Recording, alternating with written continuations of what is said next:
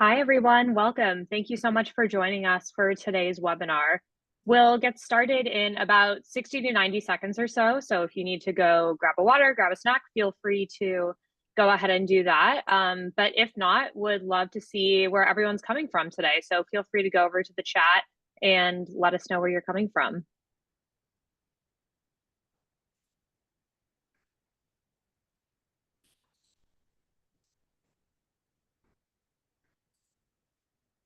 Awesome. Looks like we have people from all over the place. Great to see.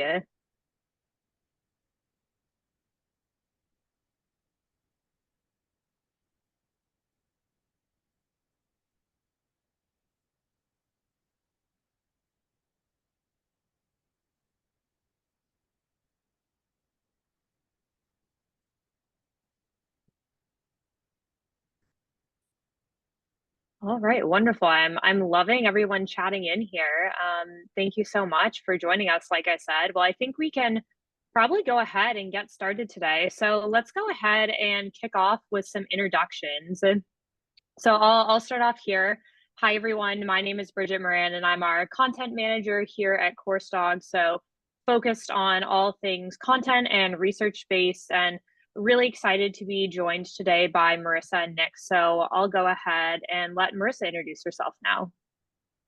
Sure. Hi, everyone. I'm Marissa Schlesinger. I serve as Provost and Vice President for Academic Affairs at Tacoma Community College in Washington State. I've been here about 5 years, was on the East Coast prior in the City University of New York system, and I'm really happy to be here today. Hi, Nick Janetta. I'm the director of our solutions engineering team here at CourseDog. I've been with the company for about 5 years. So not quite the dorm room days, but shortly after, and in the education technology space for the vast majority of my career. And really happy to see the turnout, and I'll pass it back to Bridget. Yeah, perfect. Thanks, Nick. Well, before we get into things, I want to make sure that we have a quick overview of today's session.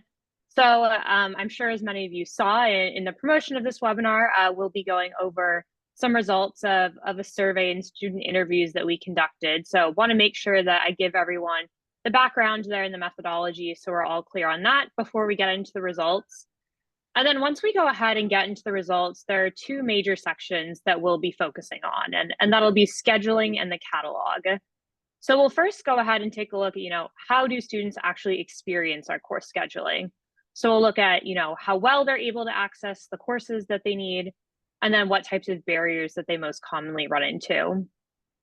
Next, we're going to go ahead and take a look at how well students are able to navigate the catalog and really understand those degree requirements. So where do students commonly run into challenges, and what can we do to make sure that our catalog is more student friendly? And then at the end, of course, we'll have plenty of time for Q&A. So you'll see that there is a Q&A function. So please go ahead and submit any questions you have there, and we'll definitely make sure that we get into those at the end. Also note that we're going to do a few polls throughout today's session. We always love audience participation, hearing what you all are doing at your institutions. So very excited and looking forward to that.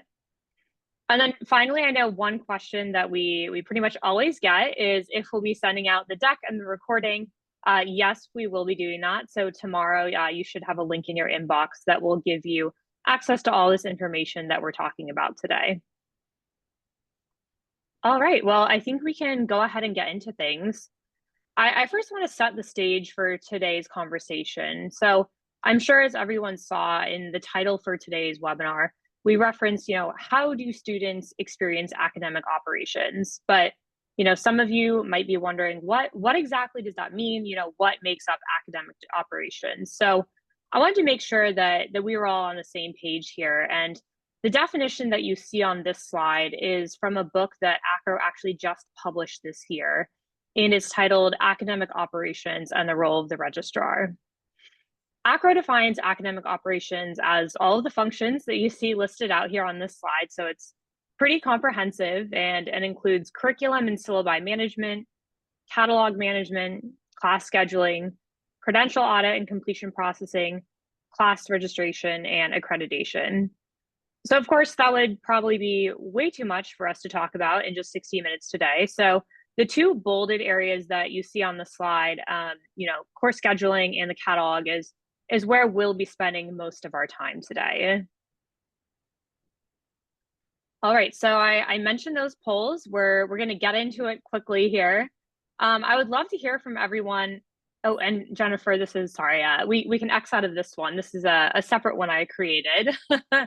But I would love to hear from everyone, how are you seeing students experience, academic operations at your institution? And this, really could relate to anything that has to do with the previous slide, but also with catalog or course scheduling. So if everyone wants to go in and let us know there, we'd really love to see what you all are seeing here. Okay, so it looks like we have a couple of people typing here. So we'll go ahead and give everyone a couple of minutes to go ahead and type that in. Okay, so yep, delayed graduation, misadvising, frustration. Yep, we'll talk about that later. And we'll give everyone a couple more seconds to type in anything else that they've seen here. Yep, self-advising incorrectly. Yep, that's huge, particularly if they're maybe not seeing the correct information. Yep, getting the runaround, maybe they're having to go to multiple people, multiple different websites, multiple sources to find the right information that they need. Yeah, that's huge. But it looks like definitely that the delayed graduation, we're seeing that's a big one. Changing majors without research, unclear processes. It's like we have a couple more people chatting in here. Marissa, I don't mean to put you on the spot here, but anything you would like to add as you see these results coming in? Oh my gosh, I feel like you all work at TCC. I mean, all of these things happen. The one that makes me so frustrated is the misadvising, because we're supposed to be the experts, and I wish the students would all go see their advisors and not self-advise. But when they do go see the advisor, I want them to have the right information, and doesn't always happen, right? The runaround too. That's a horrible thing.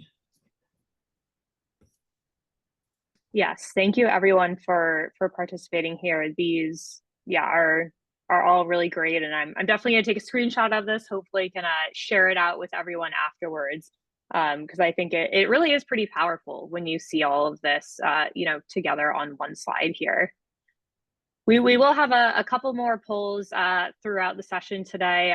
These ones will be a little simpler, where you can just select your answers. But let's go ahead and actually get into the content that we've prepared today. So as I mentioned, when we were running through the agenda, I want to make sure that we have a chance to go over the methodology for the survey and the interviews that we ran.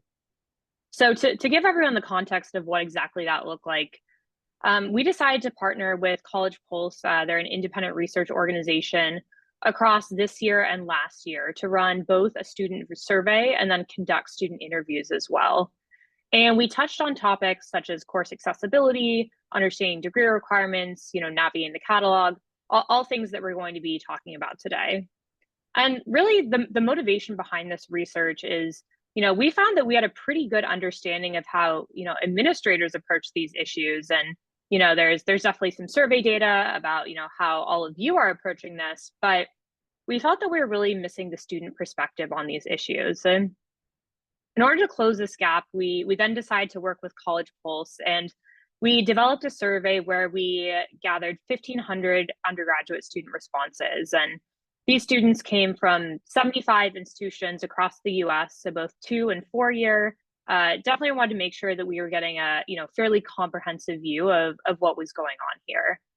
And this portion was conducted last year in early 2023, and we asked students 8 different questions that revolved, like we've been talking about, scheduling, catalog, what sources they're using, all of that good stuff. And of course, the survey, very interesting, excited to talk about that. But I felt, we were kind of still missing that qualitative aspect that really gave voice to students and their stories and what they were experiencing.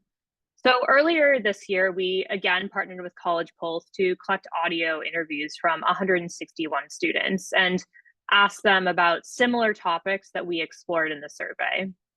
So that's the brief background of the work we did. So I want to go ahead and get into the results now.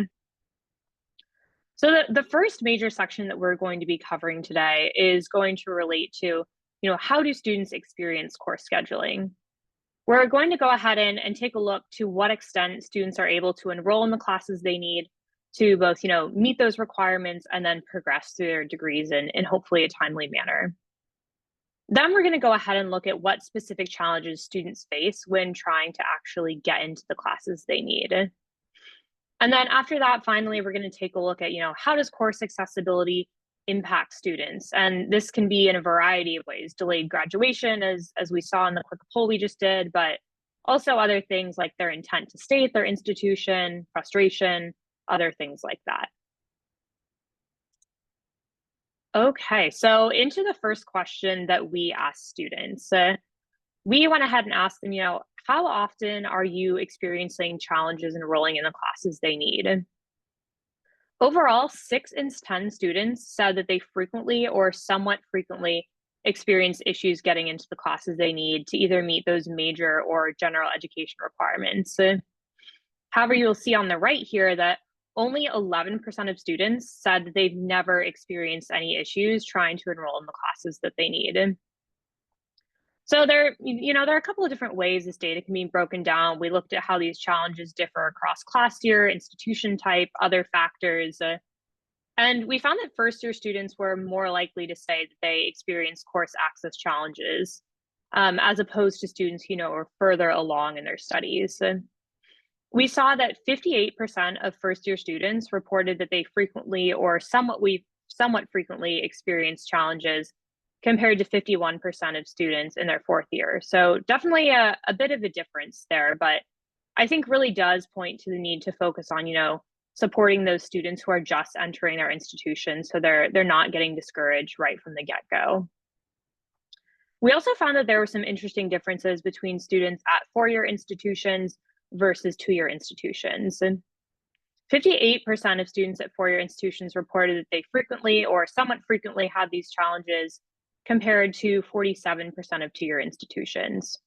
So, I think this could probably be due to a couple of different factors, but at least what first came to mind to me is I know often, four-year institutions have a larger collection of offerings, more complex course schedules, and that can definitely factor into it. But, feel free to take to the chat if you have any other ideas there that I, might have missed. So I think this slide's pretty interesting, but it definitely brings up a lot more questions for me about, what types of challenges are students exactly facing.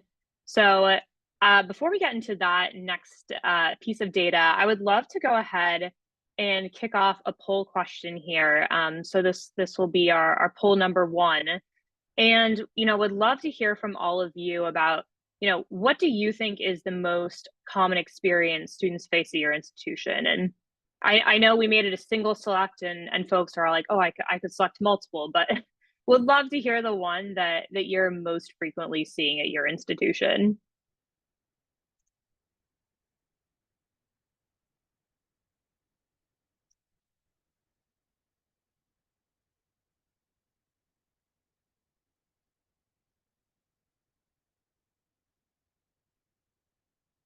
Great. I'm loving these responses coming in. Great participation. We'll leave it open for another 10 seconds or so.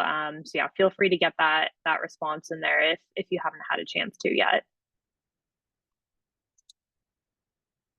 Yes, I'm seeing a couple of all of the above. Yes.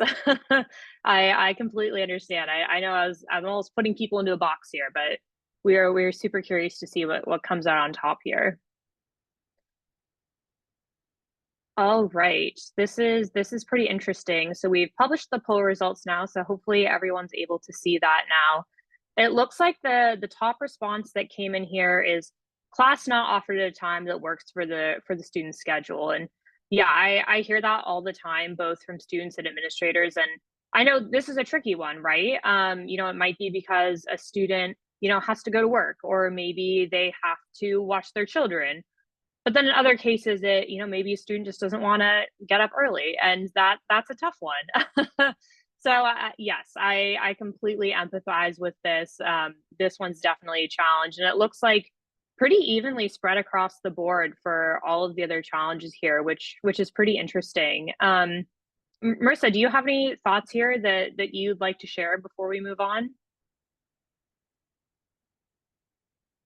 Oh, and I think you're muted if you would like to come on, but if not, Uh, that's okay. Thanks for that. It's only been 4 years of Zoom. Yeah, all of the above. Oh my gosh. So the class is not being offered in the term, right? The sequencing problems, especially post-COVID, not knowing our students' patterns, it's always been a problem. It's a bigger one now, I think. The student schedule.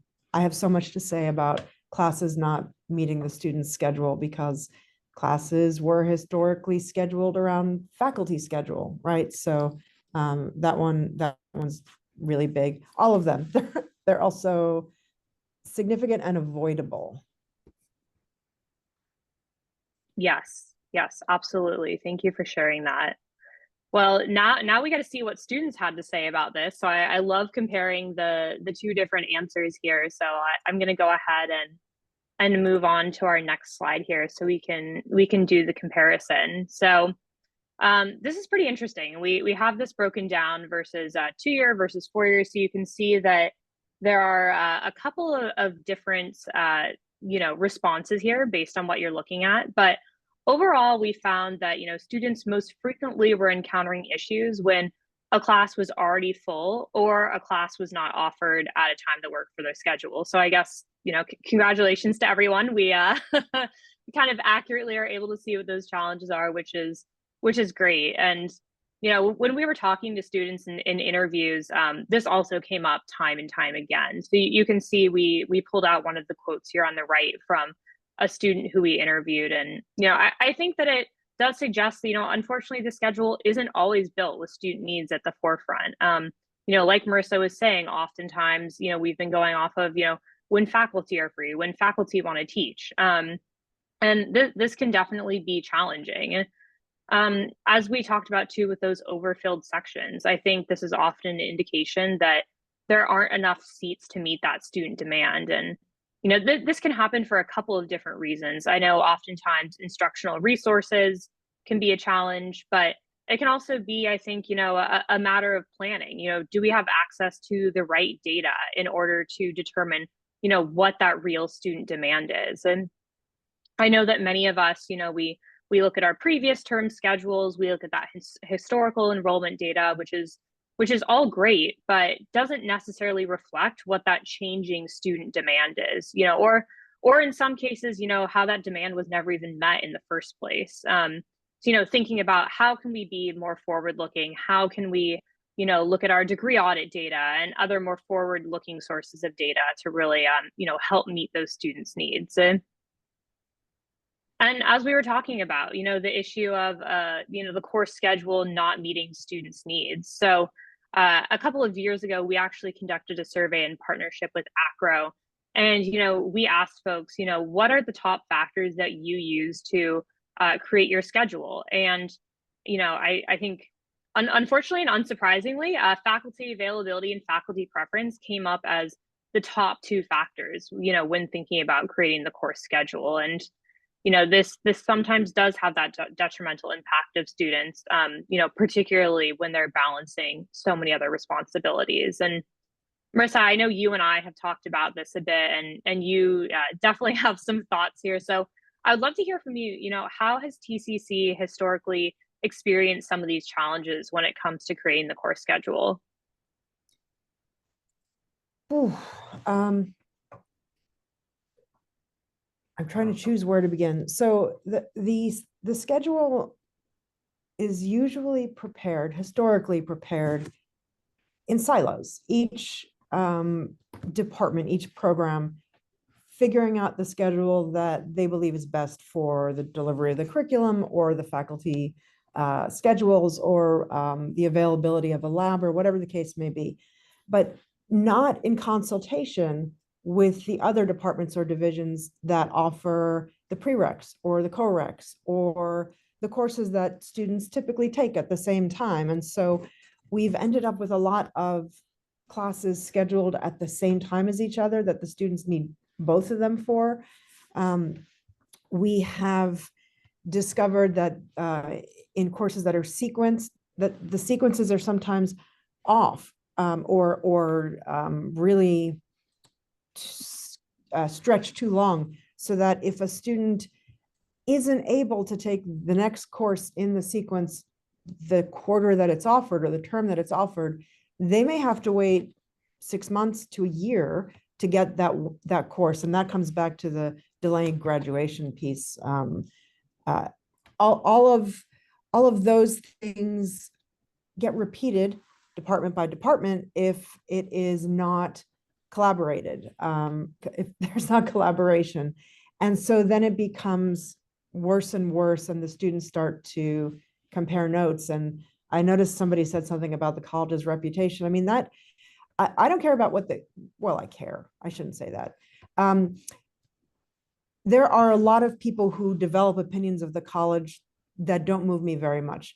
It's the students and the prospective students. If they are hearing from current students, this is a mess, they're not going to come. And if we're the local option, we may lose them. They may end up in a really hard position trying to go somewhere else. It just snowballs. And those are just a couple of things. I could talk all day on this one.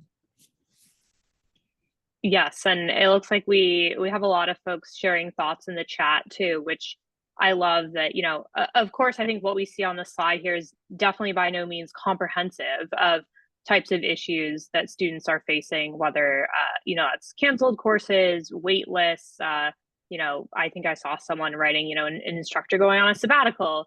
Definitely a lot of moving parts here. And when we were conducting those interviews with students, similarly, some themes came up that weren't covered in this survey at all. So first, I think, as I've briefly mentioned, students have a lot going on outside of school. This could be, balancing a job, caretaking, other responsibilities that really can make it difficult to find the time to fit classes into their, limited schedule. And the second point on this slide, I think this really relates pretty closely to the first. And this is that, students who are balancing additional responsibilities, they're really counting on being able to take their classes, within the same time block. So the student in this quote here, they told me that, she's studying to be a nurse and works full time. So ideally for her, she'd love to be able to take all of her classes at night. And she was able to take Anatomy 1 at night, but then found that, Anatomy 2 and some of those higher level courses, she wasn't able to take within the same time block. So then for her, it came down to, okay, well, do I have to adjust my work schedule? Do I have to take time off of work? How am I going to be able to make this work? And similarly, students are thrown off when that course modality changes from one term to the next. Maybe the first term they're enrolled, everything's online. They're like, great, this works super well with everything else I have going on. And then all of a sudden the next term they find out that, they actually need to come to campus. And that might be challenging for students with long commutes or limited schedules like we talked about. And then the final point on this slide, I think it doesn't necessarily relate to course scheduling, but nonetheless came up when I was talking with students. And, they mentioned to me that, sometimes I'm not sure of what my prereq is, or I actually unfortunately received inaccurate information. And it was only then when I got to course registration that I learned this, when I wasn't able to register for the appropriate courses. And I think the first 2 points on this slide, about balancing competing priorities and course consistency, this is, particularly relevant for community colleges. And Marissa, I know you think about this a lot. So I would love to hear from you, how is TCC, approaching the course schedule so that, you're taking into account those working adults who have other responsibilities? Yeah, this has to be very intentional. And so we started a few years ago, a few things. We hold, I can't remember who named it, but we have a scheduling jamboree where all of the chairs get together to work on their schedules together. And it's almost like playing Go Fish. I need a English 101 at 3 o'clock. I need a, Math 146 at 8 a.m. But specifically for our working students, it's about in the space when everyone is together saying, how about those evening slots? How about those weekend slots? How about not between 8 a.m. and 1 p.m.? Because that's the most popular time. And that is not necessarily when someone who's working, and we know that so many of our students work full-time too, those primetime hours that for faculty are not prime time for students. And so getting folks together and comparing notes and sharing when we do have successes. We have some programs that are exclusively in the evening now, and they'll say, oh, we're turning students away because otherwise divisions and departments are saying, oh, there's no demand. But that's the chicken and the egg, or the if you build it, they will come. We don't offer enough in the evening, so we don't have demand for it because the students have learned it's not there. Once we start doing it and encouraging it, and that has taken me having to say, I will let you run your class under enrolled because we want to build up the knowledge and the faith that we're going to have courses in this time slot. And so while I'll cancel a course at 11 in the morning, I'll let the same low enrolled course run at 6 in the evening. This takes a lot of reassurance that I'm not going to cancel the course. I'm not going to cancel the course. We need the students to have these courses, and then the students do all the convincing for us. Yeah, so it sounds like definitely a lot of socialization in the beginning to get everyone on the same page, and then, like you said, let students speak for themselves. I love that. I think that's great. All right, great. So we've talked a bit now about the types of challenges that students face, but would love now to kind of move into what are those practical implications for students? How exactly are these barriers impacting them? So the question on this slide, we asked students, to what extent they agree with the statement, if I'm unable to enroll in the classes I need to take, I will stop attending my current school or transfer to a different school. And, I think the results are frankly pretty shocking. So 1 in 3 first-year students somewhat or strongly agreed that they leave their current institution if they couldn't enroll in the classes they need. And I think this is pretty staggering, especially as students or as institutions are, thinking about enrollment challenges. Definitely not something we want to be hearing. We really can't, be affording to lose students. And you'll see that the percentage does drop as the class years go down. So about overall 1 in 5 students say that they'll, somewhat or strongly agree that, they would consider leaving their institution. So pretty interesting to look at, and I think it makes sense that those first year students are probably going to have the highest percentage. As they're not as entrenched at the institution, they haven't made as much progress through their degree, so those setbacks in the beginning really can have a pretty large impact on how they view their education going forward. And that being said, though, I know that considering transferring or stopping out, that's definitely a pretty dramatic repercussion, and definitely not running through all students' minds. But that being said, there are definitely a lot of other implications that students are experiencing, and this came up a lot in the interviews when we were talking with students about the different ways that they've been impacted. So I think, as we saw in the first slide, where everyone was typing in their different responses here, delayed graduation, that's a big one. And delayed graduation isn't just inconvenient, but that also often means more money, more time for these students, and that can definitely be frustrating. And we also know that it can force students to alter their academic plans. So whether this means, scrambling in their current term during registration, figuring out, okay, how can I fill the class I wasn't able to get into? Or even thinking about, future terms that alters the plans that they thought that they were going to be able to do. And the point on the bottom left here, this one's particularly interesting to me and something I honestly hadn't thought about a lot until I was talking with students. But, they told me that if I'm not able to enroll in a class I need in a certain term, this might force me to take it in a condensed summer term course, or perhaps I'll need to overload, in a future term.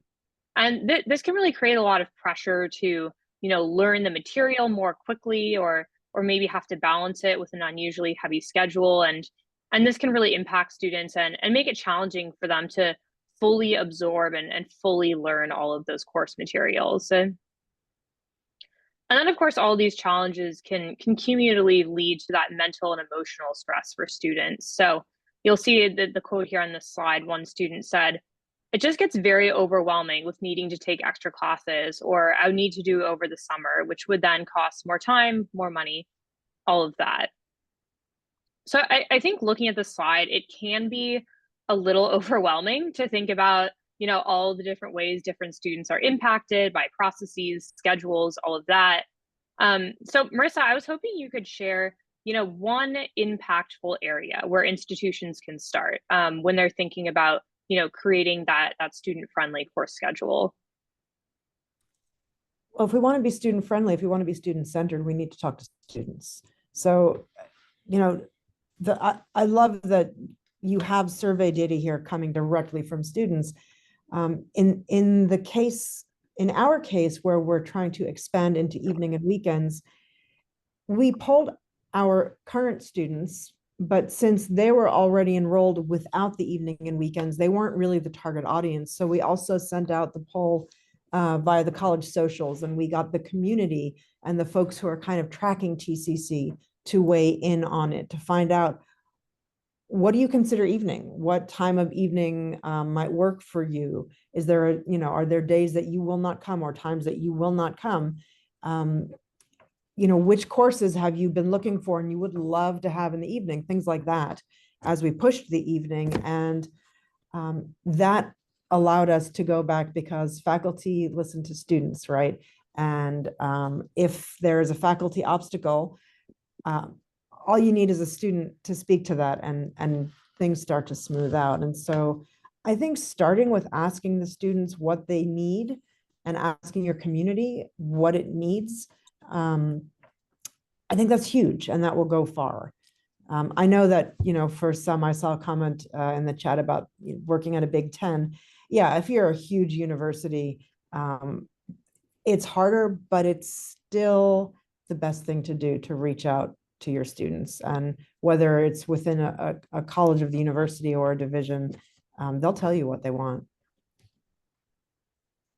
Yeah, I love that. I think that's a great point, Marissa. And I think to your point of surveying students, I know that can be difficult. And I was talking with another university administrator, and they were telling me, of course we want to be wary of over surveying our students, but perhaps there's an opportunity with a survey you were already planning on sending to students, where you can just drop in a question or two and get some of those key pieces of information that you need. So I always like to throw that out there. I think that's a kind of a nice in between if you don't have the bandwidth or the time to do a comprehensive look of all of that right now.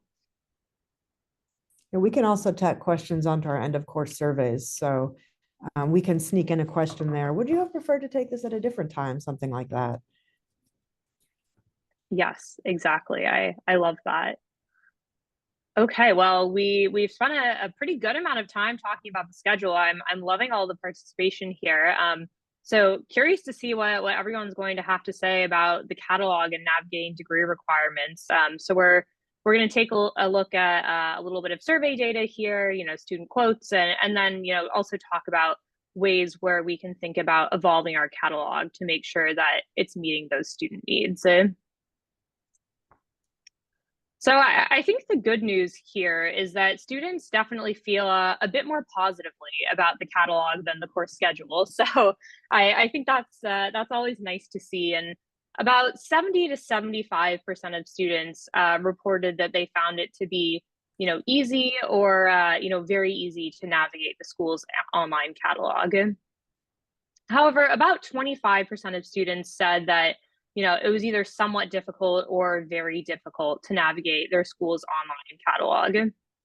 And it was also pretty interesting looking at this, by student year. And we saw that, students didn't really think it got much easier as they progressed. So 28% of first year students said it was somewhat or very difficult, compared to just 27% of juniors. So I always like to share that, because I think that's pretty interesting. I think there are, probably multiple different reasons for students who struggle to navigate an institution's catalog. I'm sure, probably as all of you know, catalogs can be very long, crammed with lots of information. I was looking at one study that found that on average, community college catalogs were 319 pages long. So that's a lot of information. And particularly if that's living in, a PDF or static document, thinking about students having to scroll through that, maybe Command F, hope for the best that they can find that information. So that can be a tough one. And similarly, I think, catalogs that are jargon heavy, perhaps don't make sense to the average student. They're having to reach out or maybe just guess about what something means. And this definitely, I think, can impact, students' understanding of degree requirements. And I personally found it interesting that, while students seem overall satisfied, about half the students said it was somewhat easy to navigate the catalog. So clearly they're able to, access the information, but perhaps not fully to the extent that they need. And, Marissa, I'm kind of curious for your thoughts, over, your career in higher ed. How have you seen the catalog historically help students versus what are some of the ways you think today that really needs to grow in order to better meet students? I have to say, I find that it's a little better now with online catalogs, but students often don't even know the catalog exists. They don't know what it's about, what they can find there. I mean, that's up to the institution to do the right communication and explanation, but usually that information is shared during orientation or, the first month or so students are on campus, and it goes through because there's so much information. I remember being an undergrad and just having the most dog-eared copy of my print catalog. But that was in the Stone Age when we still had print catalogs. Now that we're trying to save money and not print, and we're relying on digital, unless we really show the students how it can help them, they're not checking. They're relying on what their friend or their sibling learned. They're relying on their advisors who are hopefully giving them the right information. They're searching as needed, sort of just in time on the website. So it's one thing we're trying to do is actually redesign our catalog to make it useful for the students again, so that they'll start going. Absolutely. And I'm seeing a couple of comments here at the chat. Brady at Iowa State saying that the catalogs are broken down by individual colleges and entrance year, much easier for students. I love that. Yeah, thank you for sharing that. And then Amy saying the bulletin has to be updated, of course, right? Outdated information, not helpful for students. So yes, thank you everyone for sharing that in the chat. So the data on this side is pretty similar. And in this, we asked students, how well they're able to understand degree requirements. And, pretty similar stats here to students who reported how well they were able to navigate the catalog, which I guess makes sense since they kind of go hand in hand. But we found that about 1 in 4 students say that it's, somewhat or very difficult to understand those degree requirements and, what courses they need to take. And you'll see that the results are fairly similar here across students that we surveyed at the 2- and 4-year institutions. So Marissa, I want to turn it back to you again here. Why do you think students struggle to understand these degree requirements? I think that there are a couple of different ways we can approach it. Do you find it's more an issue of students actually being able to find the requirements versus how they're then presented and explained to students? Yes, both. Um, one thing I notice is that the in many instances at many schools, and I've worked at a bunch of schools, and it was usually the same case. Different information was posted in different places, and one might get updated, but the other wasn't. And so depending on where the student or the faculty advisor clicked, they might not be getting the right information. And then you add to that old degree requirement sheets that are circulating, that, often when it's handed out, faculty might grab it, stick it in their desk drawer for when they're advising, not really thinking about the fact that it might change significantly. And then you have this whole thing about requirement terms and, catalog years and which requirements is the student bound by, that students don't even know that that's a thing. And so they might just go and search in the current catalog when in fact they're bound by a much older catalog unless they opt into the new one. So that's one of the biggest problems, I think. But you had two items, and I think I forgot one of them now. Did I? Oh no, that was great. Okay.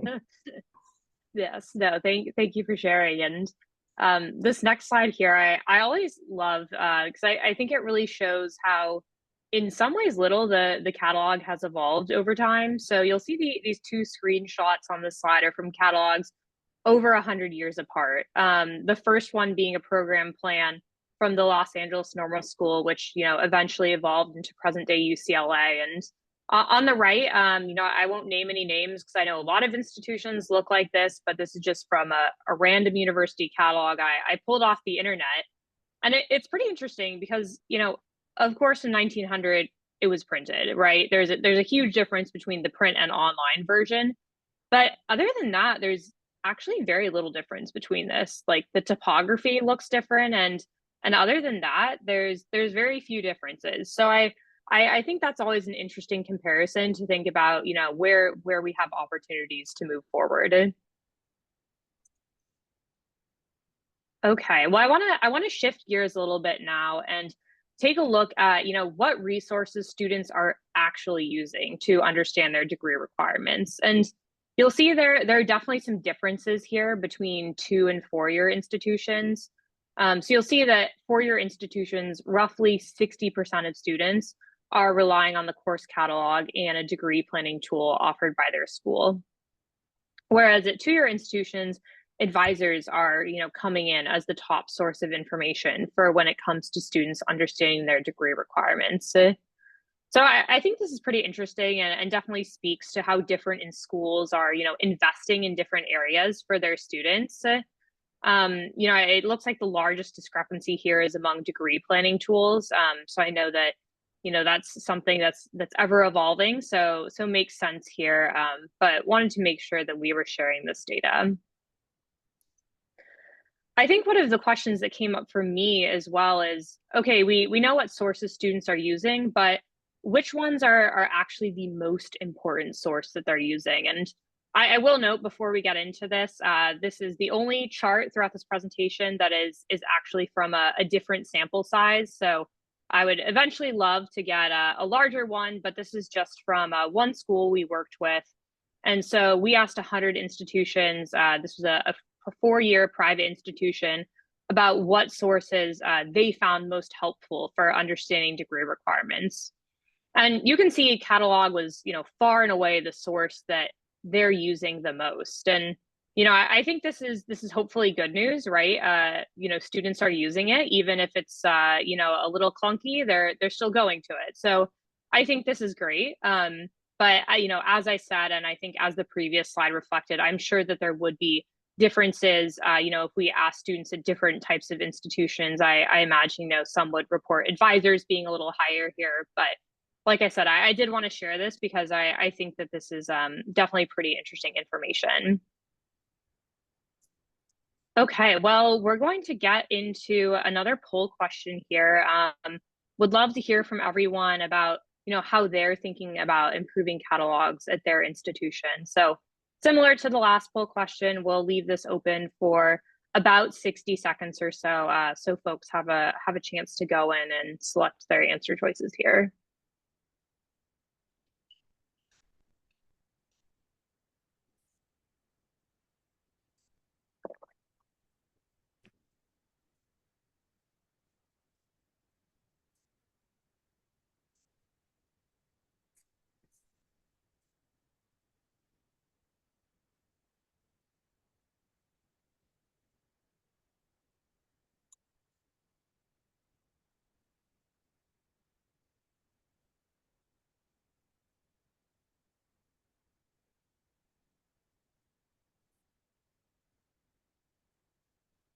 All right, great. I'm loving this participation here. We'll keep it open for just a couple more seconds and then we can go ahead and close it.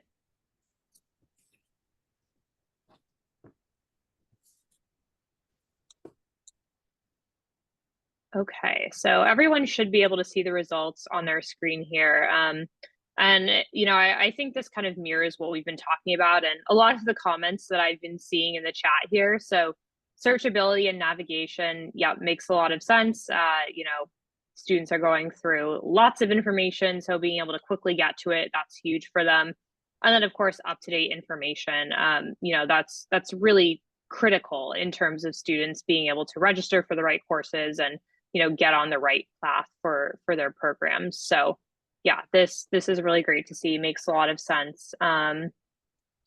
Wonderful. Well, I know we have a couple more slides and I want to make sure that we have time for Q&A at the end. So we'll keep moving here. But I wanted to make sure that, again, we brought the student perspective in here. So everything here is, pulled from student interviews when we were talking with them, asking them, what exactly do you find challenging about the catalog? And I think that, a lot of the themes here, folks responded to in the survey. So this makes a lot of sense here. And, I think something that was interesting that really surfaced here is, okay, students encounter these challenges, but what happens when they run into them? And time again, students said, I had to set up a meeting with my advisor. I had to email my advisor. I had to reach out to them to make sure that I was getting the right information.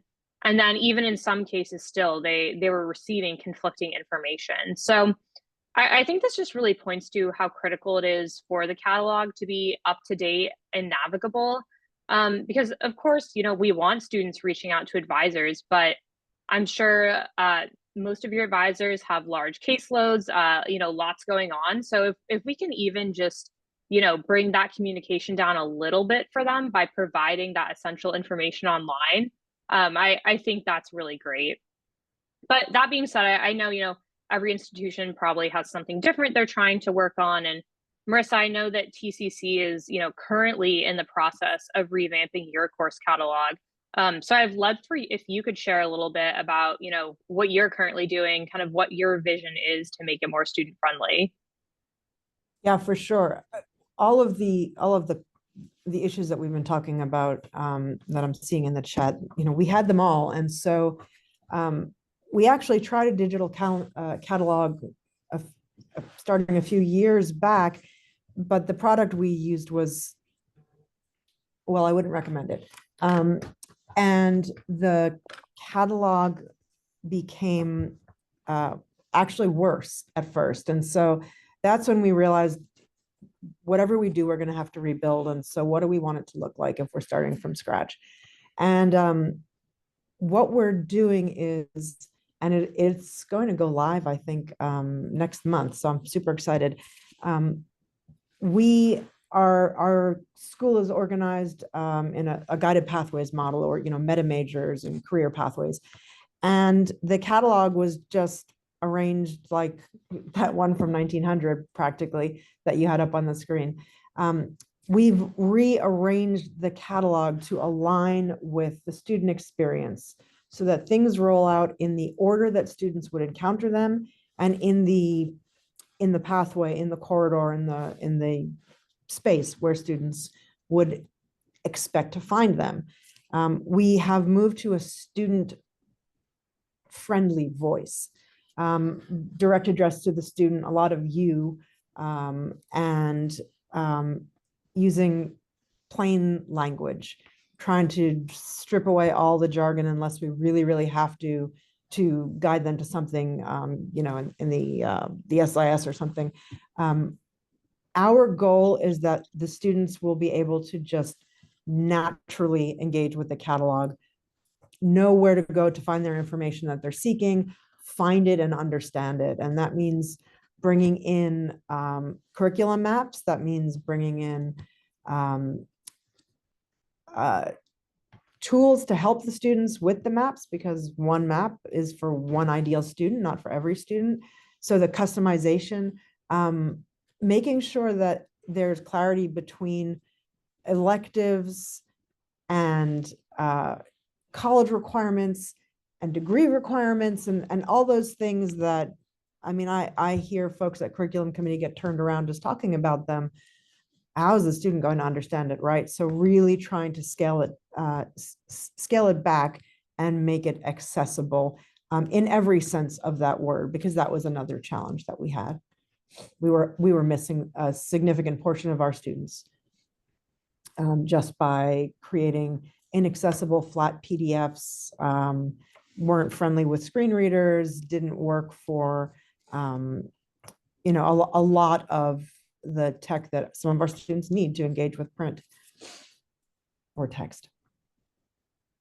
Yes, thank you for sharing that, Marissa. And yeah, I'm seeing a comment from Rich here in the chat about, making sure this information is accessible to, neurodiverse students. And, thank you for mentioning that, Rich. I think that's such a great point. They're, like Marissa said, program maps, that's for the ideal student. But there are a lot of different ways that students are making their way through our institutions. So that's definitely critical to think about. And then, something that I have noted on this next slide here is thinking about that accessibility component, right? Are students able to use the tools that they need to get to this information? That's definitely critical. And, I think there's a number of different ways we can approach this. But did want to make sure that yes, thank you, Rich, that was part of the conversation. And we don't have to go through every single little box here on the slide, but just to kind of give folks some ideas about how they can think about improving their catalog. I think these are great places to start. Something as simple as, does it load quickly? I don't know about all of you, but if a web page doesn't load within a couple seconds, like I'm gone. I'm trying to find that information elsewhere, and we don't want our students, to be having those experiences. And all right, well, I know that was a lot of talking on my part. So my colleague Nick is going to join us for the last couple minutes of our conversation. So he's just going to kind of give a very brief overview of how, kind of CourseDog thinks about this, and then we'll get to any questions that folks might have in these last few minutes. Yeah, thank you, Bridget. So obviously we've covered a lot of things here around going through the entire curricular process. How do we look at proposing new courses? And then when you have a new course or how do you tie it to a program? How does that get back into the SIS? I heard that theme come up a couple times as far as I want to make sure that it goes in the SIS, it goes into the degree audit program, and it's published out on the catalog. So you're making that change in one place. And then once we have that new course, it's out in the world, we then need to schedule it, right? So that particular piece comes with its challenges around finding that perfect balance, that Rubik's Cube, so to speak, between time, room, instructor, modality, and then all while meeting student demand.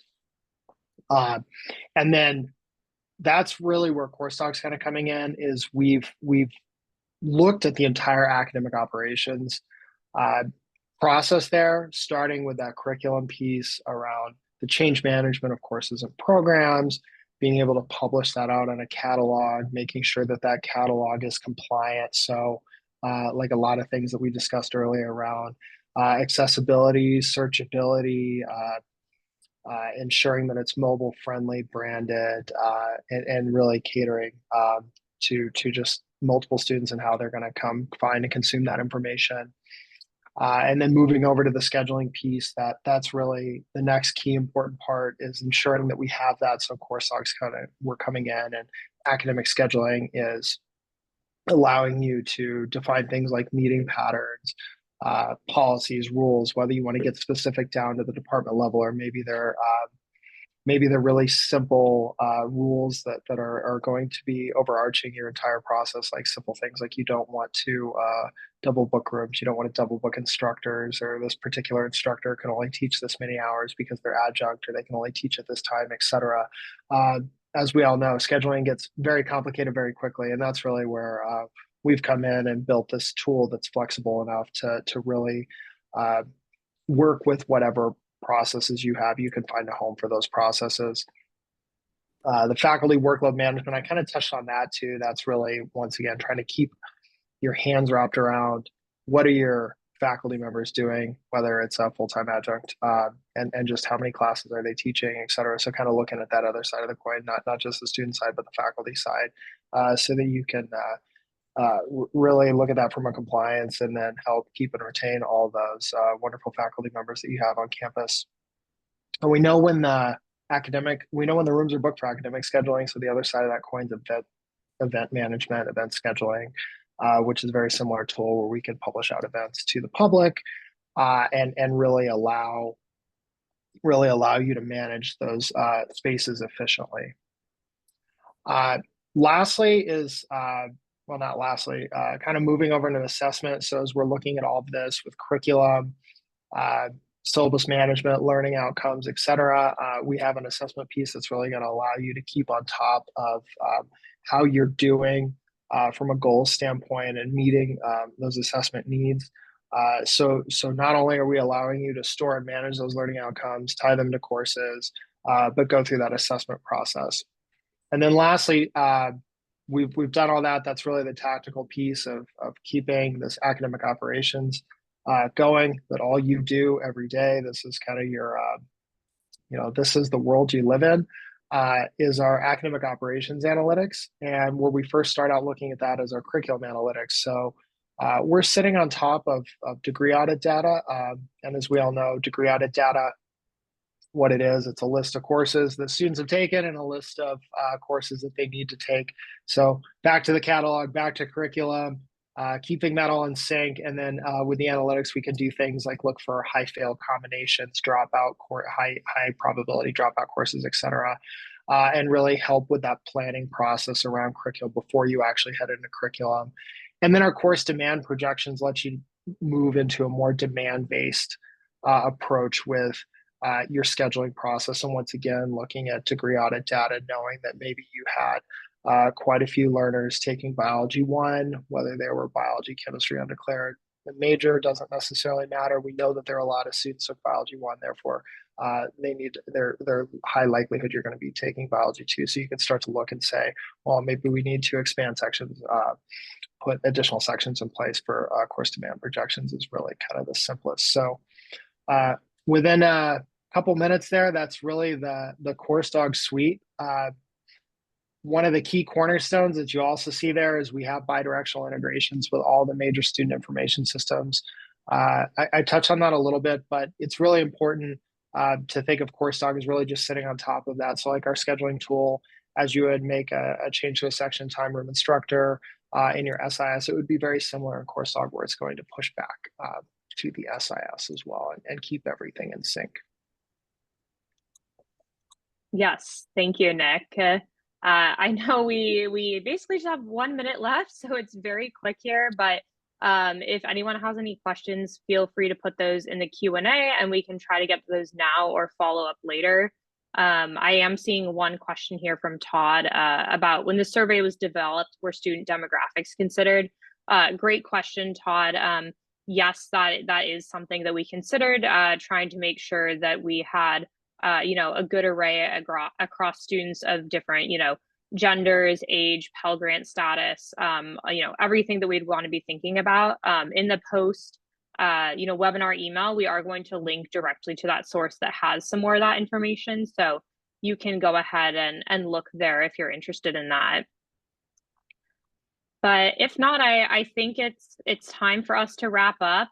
So if you don't mind going ahead and just answering this question, a simple yes or no. And like I said, if you have any additional questions, feel free to drop those in the Q&A, and we can make sure to follow up with you afterwards.